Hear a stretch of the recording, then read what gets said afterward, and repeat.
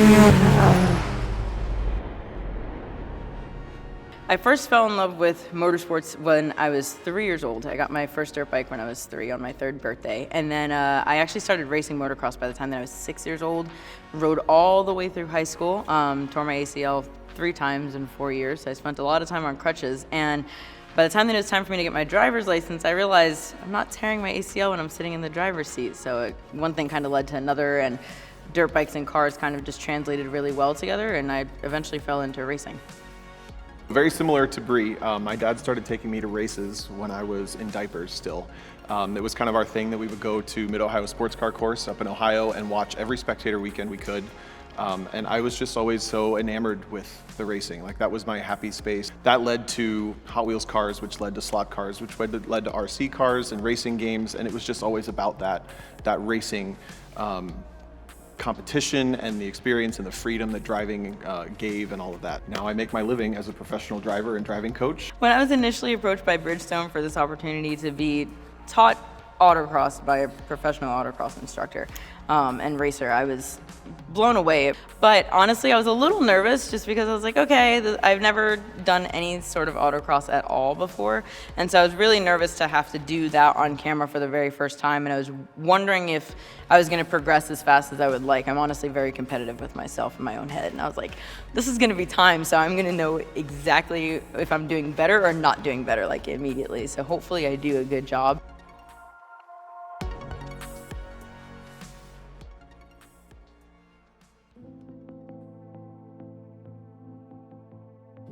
All right, so for our course today, we're going to start off with a 3-cone slalom. And basically a slalom is you drive on alternating sides of the cones as you navigate through the slalom. So this slalom has no pointer cone on the first. You get to pick which side of that very first cone. After that, you alternate sides all the way down until the slalom is done. Okay. Next up, we have a 90-degree left-hand corner. So that basically implies brake, turn left, gas her up on the exit. You drive around the outside of those pointer cones, telling you where to go. That leads us into our second slalom. This is a 5-cone slalom with a pointer cone on the entry. So you have to drive on the right of that first cone, and then you alternate left, right, left, right. So after our 5-cone slalom, we have our second left-hander. It's another 90 degrees to the left, brake, turn left, gas her up. Gotcha. Next, we're gonna switch up those transitions a little bit. This is what we call walls, or a wallum, like a wall slalom. It basically extends those transitions just a little bit. So instead of left, right, it's kind of like left, wait for a second, right, wait for a second, left. Oh, okay. But they have some pointers on them telling you which side to go on. Similar to a slalom, but adds that little different challenge.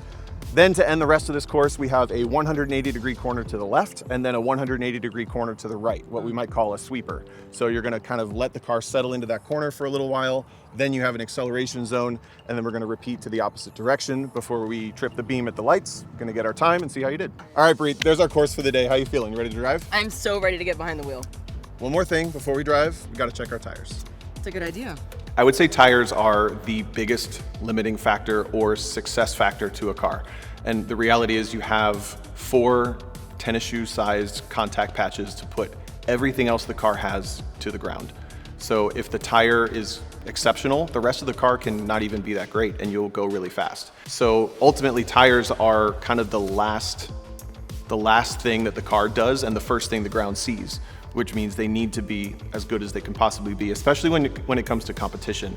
But even for enthusiasts who want to, see personal best lap times or just have the most fun that they can, the tire is the most important part of the entire equation, other than making the car start up and move.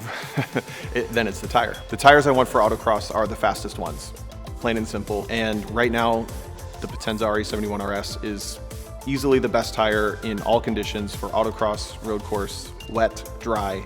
I have not found a place that it's kind of hiccuped in any way. All tires kind of have like a prime tire pressure. Okay. So we're just gonna check them before we go out. And autocross really has, it puts a ton of force through the tire in a very short period of time. So here we're at 33 PSI. If we start there and they build a bunch of heat, you're gonna end up over 40 PSI and they're not gonna have the prime grip that you want. Okay. So we're gonna bleed them down just a little bit. And we're gonna bleed them every single run so that they're always in that prime window. So you start basically at the start line with perfect tires. At the end, they're gonna be hotter, they're gonna be a little higher, but you won't feel that difference. Okay.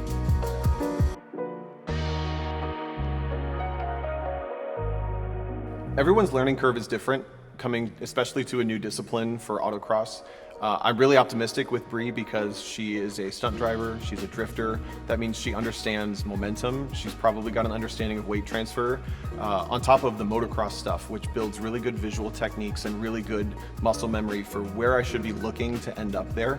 So I know that she's got the foundation for that.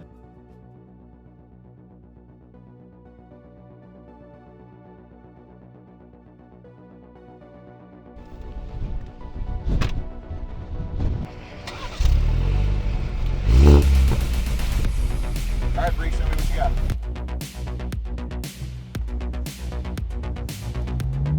Casual start. Oh, she picked the hard side of that first slalom cone. This is going to make life really challenging into the 90-degree. Gets it slowed down. There's a little bit of power. First slalom. Oh, picked up a cone. It was impressive, though. Through the second left-hander into the Wallums. Ooh, big dive on the wheel. Into our first sweeper. Looks like she got a little lost there. Figured it out. Okay, now we know where we're going. Final corner. Right hand sweep. Right hand down. Right foot down. Right foot down. 46.6. All right. A lot more stiff than I would have imagined. All right, Bri. 46.6 is our dial in. Let's see how much time we can take off on the next one. How'd that feel? That was good. Good? All right. Yeah. Do you mind if I hop in and show you a couple things? Please. All right, let's do it. All right, so I'm just going to take you through the course, narrate a little bit of what I'm trying to do, point out a couple of things I think we can work on, and tell me what you think. Okay, sounds All right, good. here we go. All right, so first I'm going to go to the other side of this very first cone because I get to pick, and I'm going to eliminate 2 turns by doing that. Watch this. Now I just get to accelerate. Hard brake, roll off the brake, and start to accelerate out. Now I'm going to do steady pedal and fast hands through the slalom. Nice and smooth. Then hard brake, and I'm going to link these together actually. Instead of getting surprised, see how I just extended that corner? Yes. Now I get to really lean into the tire all the way over on the sidewall, make this all one corner. And I'm going to look for my finish as early as possible. Try to get on that power, maybe kick the back end out just a little bit. There we go. I don't really know what your time was. Let's see how we did. Oh, man. So I love autocross. Autocross is one of the coolest forms of motorsports on the planet, I believe, and it's because it's so abstract with how you have to approach it. The cones that people always talk about, the sea of cones, they define the route through the parking lot, but you as the driver pick how to attack that route. So you have to be conceptual enough to understand how to build a racetrack in your mind out of what those cones are telling you have to do, and then apply your understanding of that course to the car and then go execute in a very short period of time. So just kind of take what you saw and apply it to this next run. I think you have the driver instincts to kind of apply a lot of it, and then I'll just be sitting back watching, and then we'll talk about it after the run. Okay, first thing I'm going to do is go on the correct side of the cone. All right. So let's go. 1. See how much straighter that is. Nice. Woo! Ah. Good catch. Thanks.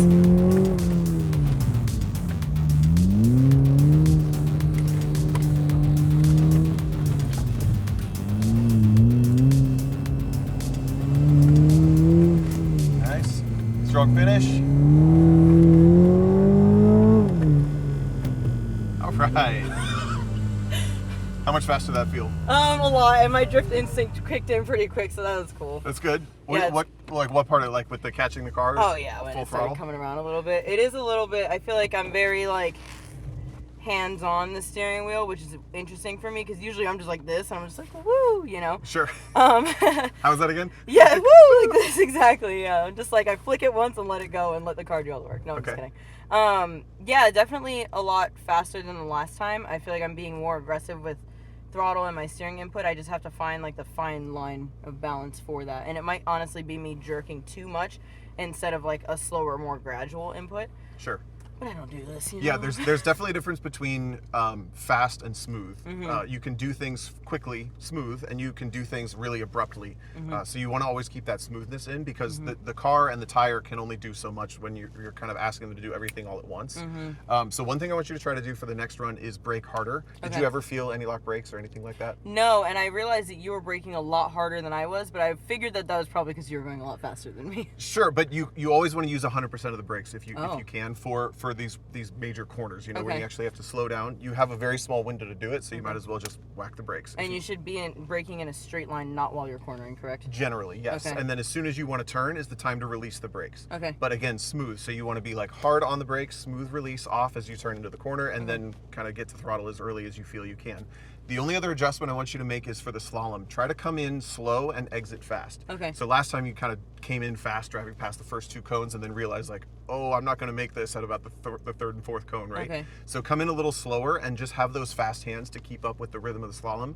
And if you feel you can go faster, you just kind of squeeze the throttle throughout. Okay. But you want to be exiting as fast as possible rather than realize halfway through, like, I'm not going to make it. Yeah, exactly. But it was really well saved. Okay, awesome. I really hope that I get comfortable enough to want to take my new daily driver to the track and maybe do an autocross event or so, because it is rear wheel drive and it's manual. So it might be kind of fun and just make me more comfortable overall going faster.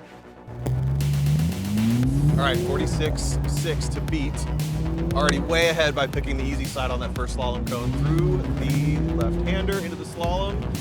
Ooh, she's moving, but the tire's sticking. The second left-hander hard on the brakes. She was way better on the brakes after that first run. Didn't get surprised there. That first run she got surprised. This time looks like very confident. One sweeper to go. You hear the tires talking to her just a little bit. Come on, power down, power down, power down. What do we got? Is that 29? Yeah. 29? 29.9. Bri, that was 29.9. That was 15 seconds faster. Oh, wow. That's incredible. Super well done. Super well done. So if you're considering trying autocross, but you're not 100% sold yet, there's always 1 or 2 things that everyone says. The first one is, my car's not ready, my car's not good enough. And it is. Your car is perfectly fine. You don't need better brakes. You don't need to do that last mod. Make sure that your pressures are good when you get there, and you'll be totally fine. Second, it's not worth the seat time. It is the most valuable seat time that I believe a driver can get for the money. You get that really fast, repetitive chance to go back out, get a lap time, and see how you stack up against other drivers on the exact same course. And the last thing is for the driver to not be ready. If you can get a car safely from your house to work to back, you can handle an autocross as well. So you're feeling a little bit more like a pro today? Definitely feeling a lot less like a rookie from this morning, which is really exciting because I feel like these tires and your coaching gave me a lot of confidence in how quickly I can enter corners, especially in a car that I'm a little bit more unfamiliar with, which is a situation that I get thrown into pretty often with stunt driving. But does this make you want to try autocross anymore? You know what? I did just get a new car, and I think it actually might be perfect for me to start trying autocross because it's stock and I can learn it that way before I start modifying it. It's perfect, yeah. If you work on the driver first, the mods are going to be exponentially more beneficial. So get some good tires and go drive. Yeah, absolutely. I'll be getting some Bridgestones.